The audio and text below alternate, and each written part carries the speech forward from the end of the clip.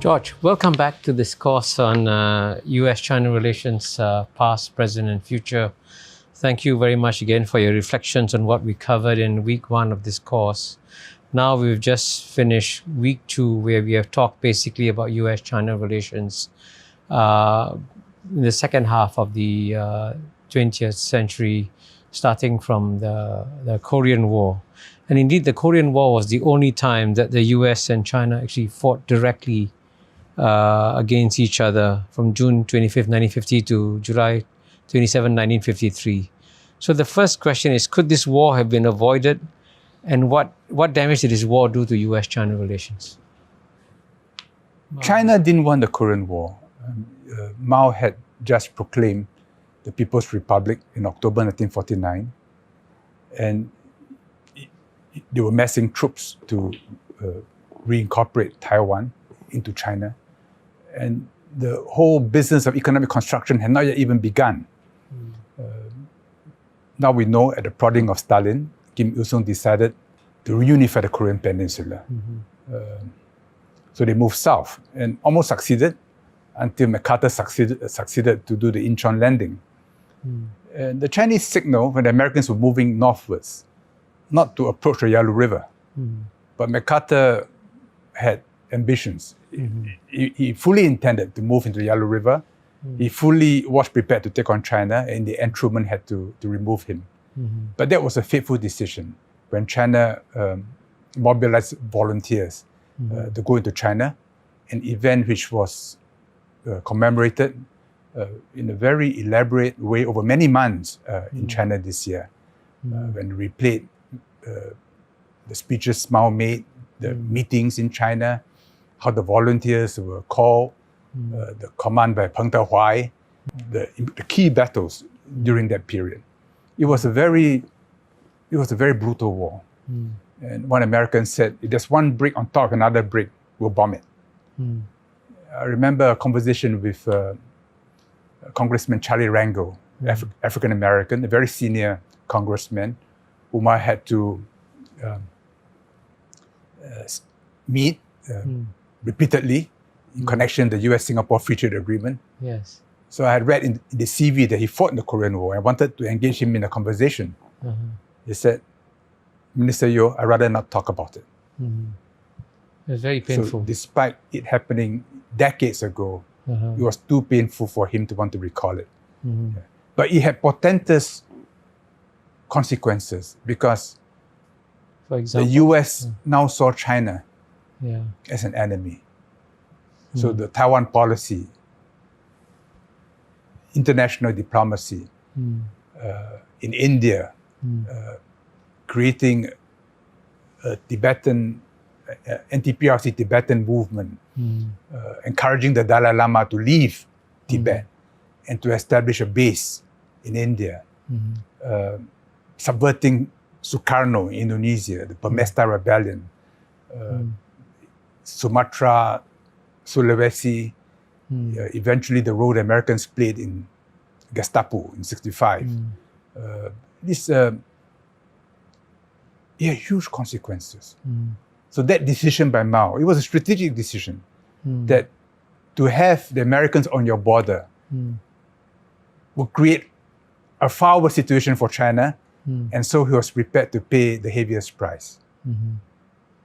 I'm glad you emphasize how it sort of really soured relations and led to various anti-China actions taken by United States in the 50s and 60s. So what against that backdrop, isn't it quite stunning the way Kissinger suddenly appeared to the complete surprise of everybody in Beijing, right?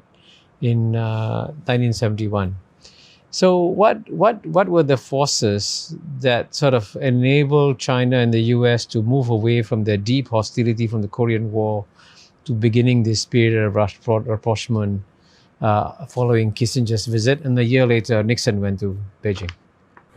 Stalin looked down on the Chinese communists and did not think that they were genuine communists because they were peasants. It was the Korean War which won Mao respect in Moscow. And that period, then there began a period of deep cooperation between the Soviet Union and China, which worried the Americans a lot. So their anti-China policies were part of a global anti-communist policy. But the late 50s, there was the beginning of a rupture between China and the Soviet Union. The death of Stalin, Malenkov, then when Khrushchev repudiated Stalin, the Chinese Communist Party objected that while much can be said about Stalin being cruel and making the wrong decisions, I think Mao said it was 70% right, 30% wrong. And that it was a mistake to debunk Stalin completely. And the ideological debate between the two communist parties in the late 50s and early 60s are worth reading. I read them as a student. Wow. How, going back to dogma, to Marx and Lenin, they debated each other. And Mao was also concerned that in China, the revolution was being lost because society was re-stratifying. So he tried to break it. He had the People's Commune movement, then the Great Leap Forward, and culminating in the Cultural Revolution.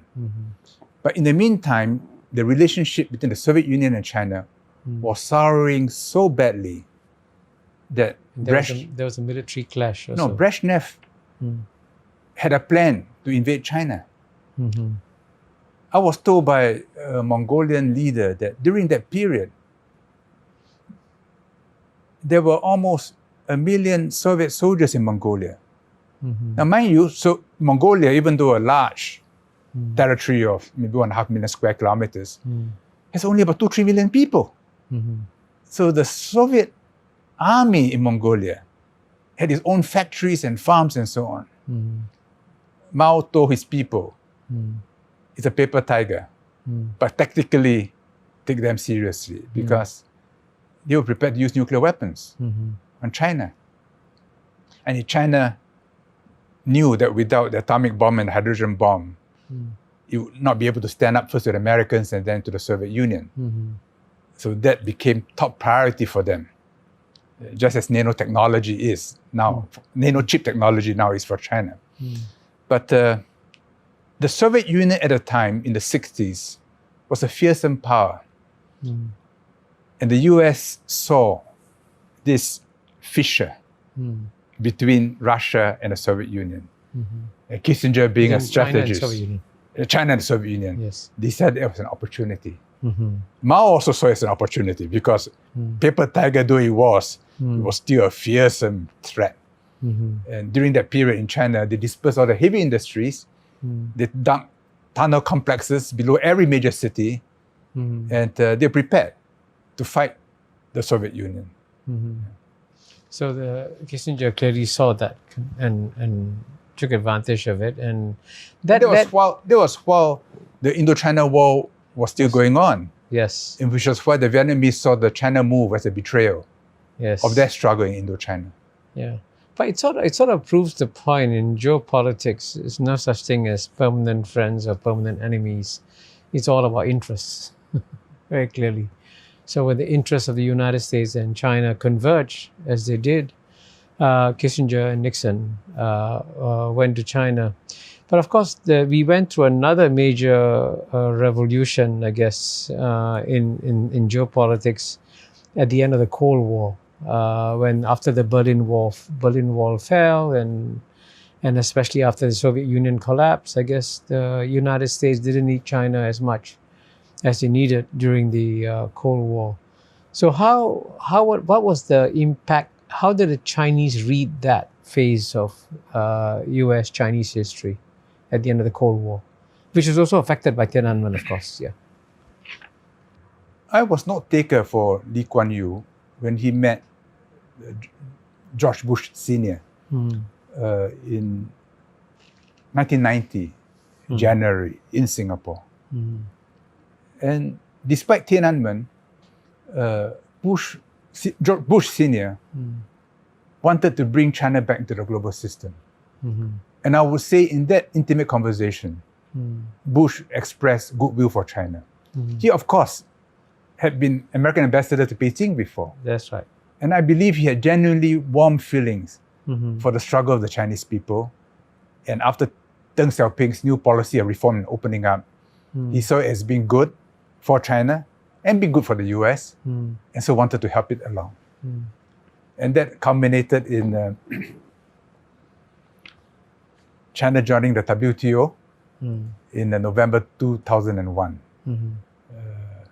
That was a very interesting year because just a few months before that, in April, was the American spy plane incident, which led to a period of high tension for a number of weeks. But both sides wanted to put it behind them. And the difference in April and November, and October, when Bush flew into China for the Shanghai APEC meeting, was dramatic. From China being a threat, China fighter planes escorted Air Force One to Shanghai to ensure its safety. Yeah. But this was also after 9/11. It was after 9/11. Yes. Yes. Yeah. Yes. So this is a perfect example of how events and shifting geopolitical forces constantly affect U.S.-China relations. No, you're right. The global, one might say that the struggle between the U.S. and China had to come. That confrontation was pushed back a number of years because of September 11 and the fight against global terrorism.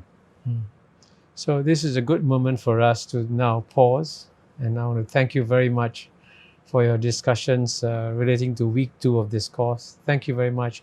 I look forward to our next discussion when we discuss week 3 of this course. Thank you, George. Thank you. 大家好，我是主播周玉琴。很多的朋友告诉我们，选择原版的太阳星全效克菲尔益生菌，它添加有羽衣甘蓝，健康再加分。而有睡眠困扰的朋友们，赶快选择蓝色包装这一款晚安加强版，绝对是更有感。每日克菲尔，时刻美好 ，Good Feel Good， 请上快点购为健康下单，而且要记得输入推荐代码，有额外的折扣优惠。太阳星全效克菲尔益生菌基础版、晚安加强版，新包装改版，内容不变，抽取更方便。要吃就吃最好的。